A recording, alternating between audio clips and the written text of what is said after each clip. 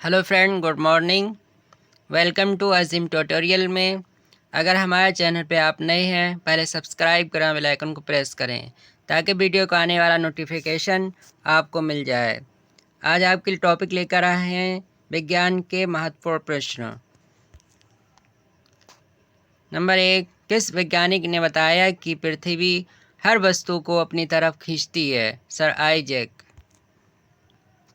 Number 2, जड़ी बूटियों को दवा के रूप में प्रयोग करने वाले महान भारतीय चिकित्सक का नाम क्या है? चरक। नंबर 3, प्राचीन काल के महान शल्य चिकित्सक का क्या नाम है? सुश्रुत। नंबर 4, वर्ग समीकरण का हल देने वाले प्रथम गणितज्ञ कौन? श्रीधराचार्य। नंबर 5, रोगों से रक्षा हेतु वैक्सीन का निर्माण किस वैज्ञानिक ने किया है? एडवर्ड जेनर ने।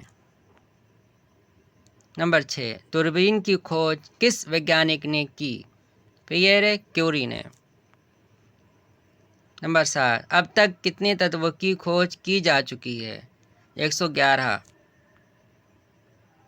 नंबर 8, परमाणु भट्टी की खोज किस वैज्ञानिक ने की? फर्मी ने। नंबर 9, इसरो का पूरा नाम क्या है? Indian Space Research organisation.